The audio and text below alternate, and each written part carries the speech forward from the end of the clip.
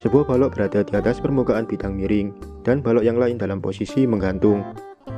Keduanya terhubung dengan tali tak bermassa yang melalui katrol licin.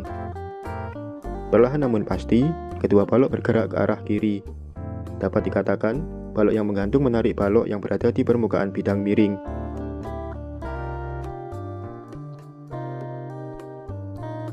Pertanyaannya adalah, berapakah nilai percepatan dari sistem tersebut jika A. Permukaan bidang miring adalah kasar, B. Permukaan bidang miring adalah licin.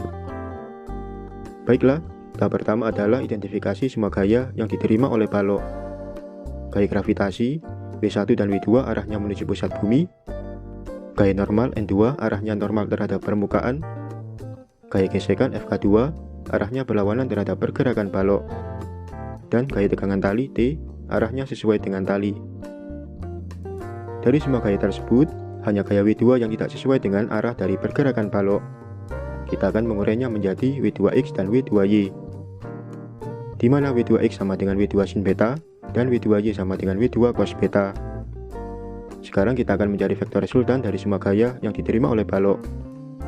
Komponen vektor resultan yang searah pergerakan balok, FRX1 sama dengan W1 minus T, dan FRX2 sama dengan T minus FK2 minus W2X. Komponen vektor resultan yang tegak lurus terhadap pergerakan balok, FRY1 adalah tidak ada, FRY2 sama dengan N2 minus W2Y. Sekarang kita akan menerapkan hukum Newton. Balok 2 tidak bergerak dalam arah normal, maka FRY2 sama dengan 0, N2 minus W2Y sama dengan 0, N2 minus W2 cos beta sama dengan 0, N2 sama dengan M2G cos beta. Kedua balok bergerak secara bersama-sama. Berdasarkan teori percepatan sistem, keduanya akan memiliki percepatan yang sama, atau AX1 sama dengan AX2 sama dengan AX. FRX1 sama dengan M1AX, W1 minus T sama dengan M1AX. Kita sebut sebagai persamaan 1. FRX2 sama dengan M2AX, T minus FK2 minus W2X sama dengan M2AX. Kita sebut sebagai persamaan 2. Menjumlahkan persamaan 1 dan 2, kita akan mendapatkan W1 minus FK2 minus W2X sama dengan M1 plus M2AX. M1G minus MUK M2G cos beta minus M2G sin beta sama dengan M1 plus M2AX. AX sama dengan M1G minus MUK M2G cos beta minus M2G sin beta dibagi dengan M1 plus M2. Karena nilai AY sama dengan 0, maka kita bisa menganggap AX sebagai A. Untuk permukaan licin, nilai MUK sama dengan 0, sehingga A sama dengan M1G minus M2G sin beta dibagi dengan M1 plus M2. Kita telah mendapatkan nilai percepatan di kedua jenis permukaan.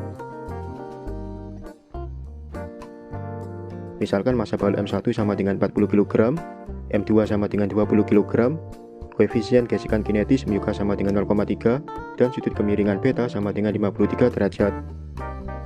Untuk permukaan kasar, A sama dengan 40 dikali 10, minus 0,3 dikali 20 dikali 10 dikali 0,6, minus 20 dikali 10 dikali 0,8, hasilnya dibagi dengan 20 plus 40, sama dengan 204 per 60, sama dengan 3,4 meter per second kuadrat. Untuk permukaan licin, A sama dengan 40 dikali 10, minus 20 dikali 10 dikali 0,8, hasilnya dibagi dengan 20 plus 40, sama dengan 240 per 60, sama dengan 4 meter per second kuadrat. Menggunakan hukum Newton, kita bisa mendapatkan percepatan dari sistem. Nilai ini dapat dimanfaatkan dalam kinematika gerak. Sebagai ilustrasi, misalkan balok 1 menggantung setinggi 0,5 meter dari atas permukaan lantai. Berapa waktu yang dibutuhkan oleh balok 1 untuk menyentuh permukaan lantai? Dalam kasus ini, asumsikan bahwa balok pada mulanya diam di titik asal, sehingga X0 sama dengan 0 dan V0 sama dengan 0.